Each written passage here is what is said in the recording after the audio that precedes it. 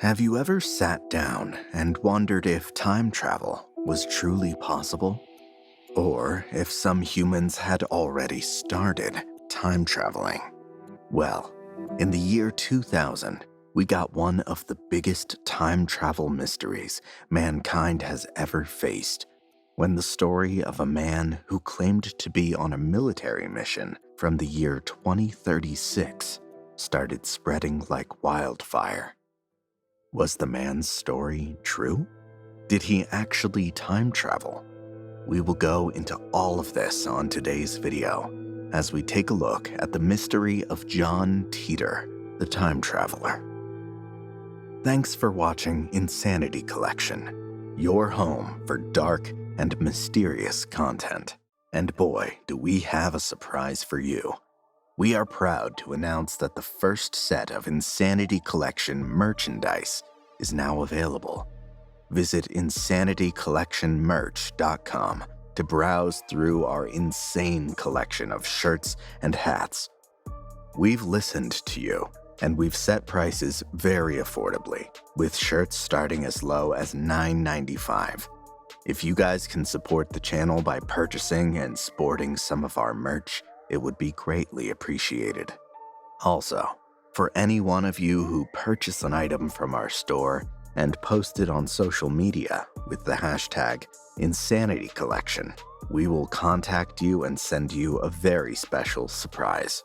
Again, the URL is insanitycollectionmerch.com. Without further ado, let's get right into it.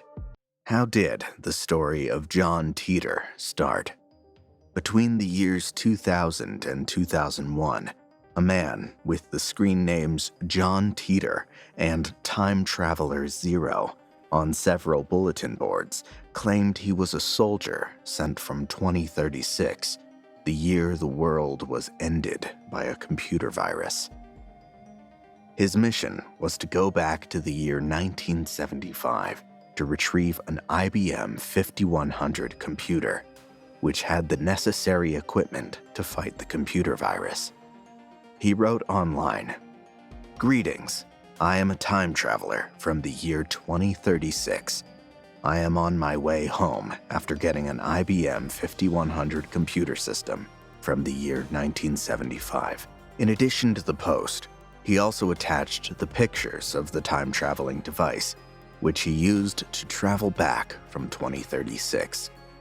Titor confirmed he was a member of a military unit living in the future in Florida on his way back to the year 1975, and that he only just made a stop in the year 2000 for personal reasons known to him alone.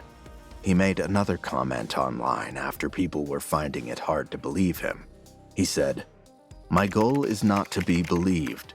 Perhaps I should let you all in on a little secret. No one likes you in the future.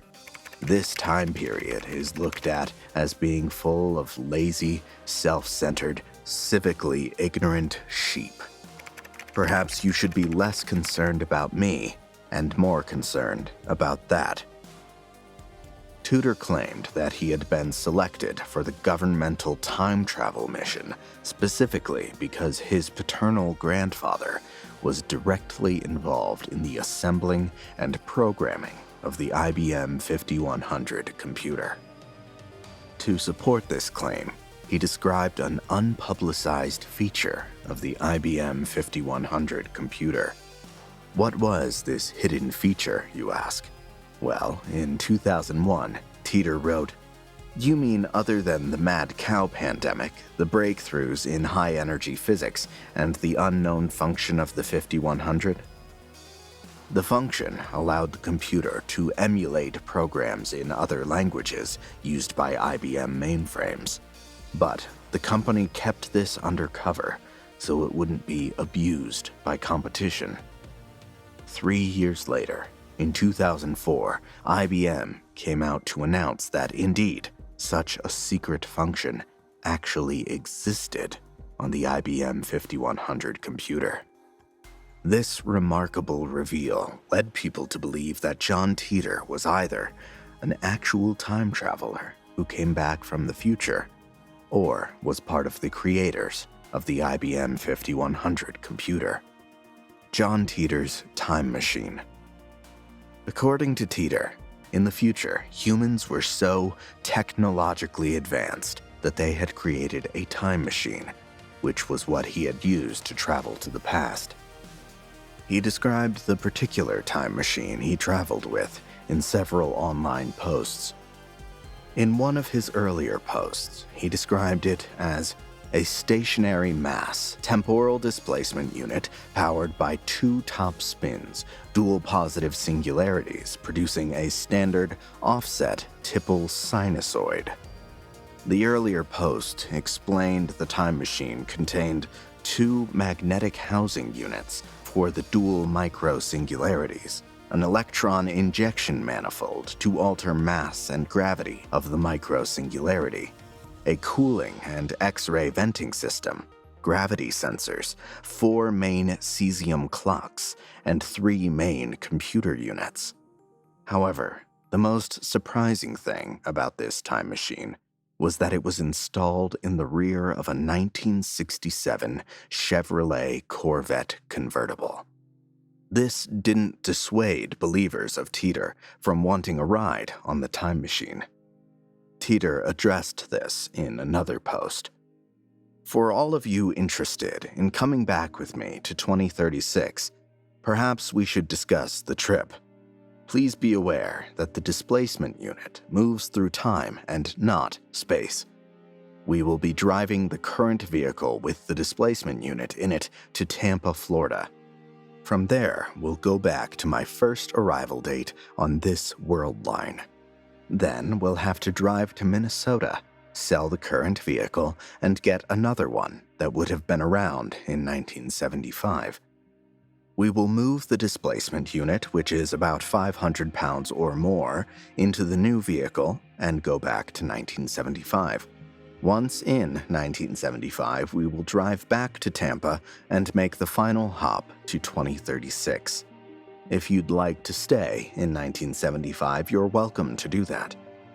It can also get quite hot and stuffy during the trip, and you'll be subjected to about 1.5 to 2 G-force the entire time. You will also need some sort of rebreather system or oxygen supply, he added. All of this explanation further solidified Titor's claim of being a time traveler. His predictions. Well, I guess a time traveler wouldn't actually be considered a time traveler if he didn't make some predictions about the future.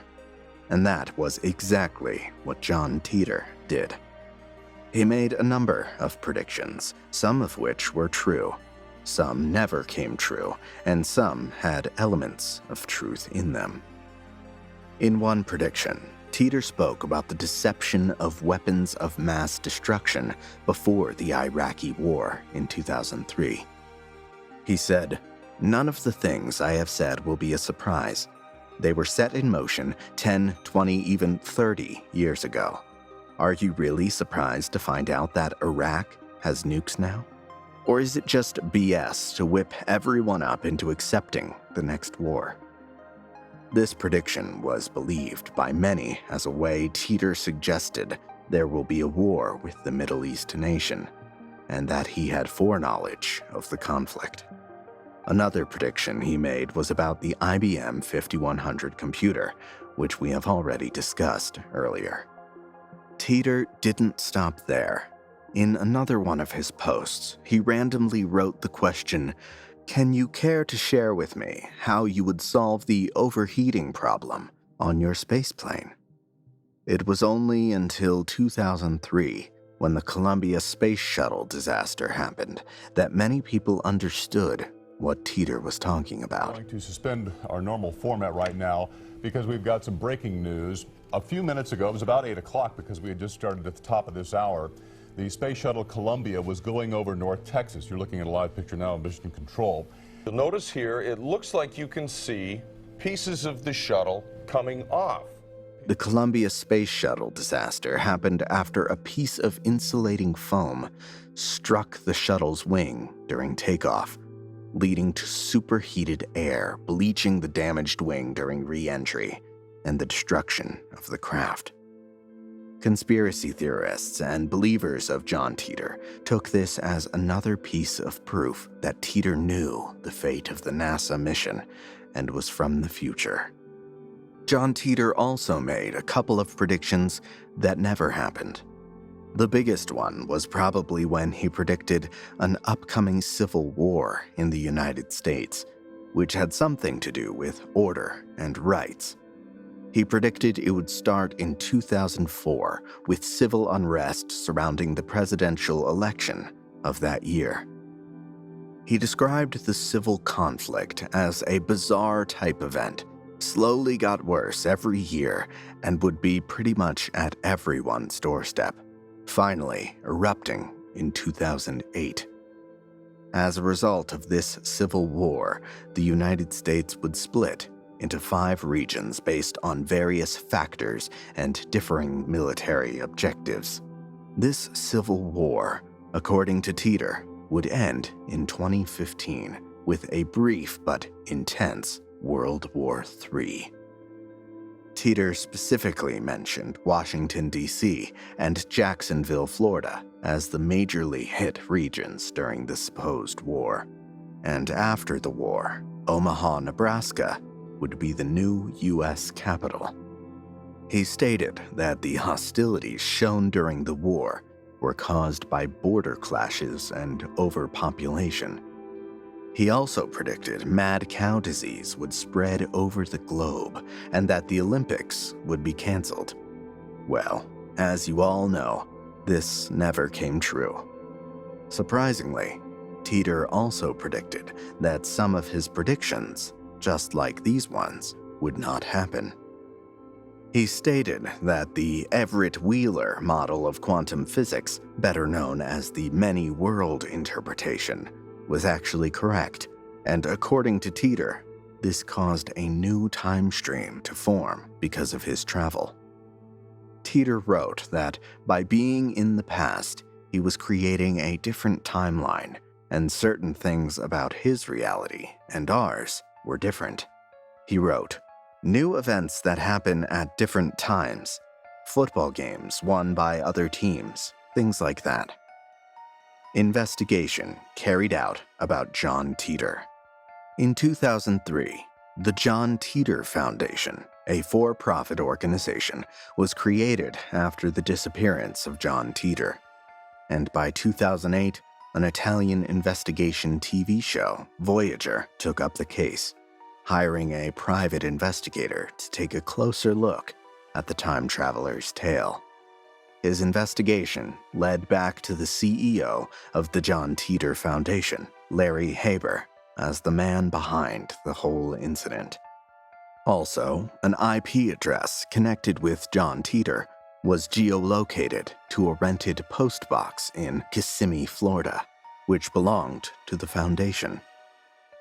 In 2009, John Houston, who runs the Hoax Hunter websites, named Larry Haber, a Florida entertainment lawyer and the aforementioned CEO of the John Titor Foundation, as the culprit behind the time traveler's tale. He concluded that Haber and his brother, Maury Haber, a computer scientist, were the men behind John Titor, and that they initially introduced him in 1998 with a different set of predictions, including chaos caused by the Y2K bug. Larry Haber responded to this, claiming he was the lawyer to John Titor's mother, and that everything Titor had said was true. Was John Titor made up? Was he real? Will his predictions eventually come true? Will you perhaps tap on one of the thumbnails on the screen to watch more dark and mysterious content from Insanity Collection? The mystery, indeed, remains. Until next time, Outcasts, stay presently insane.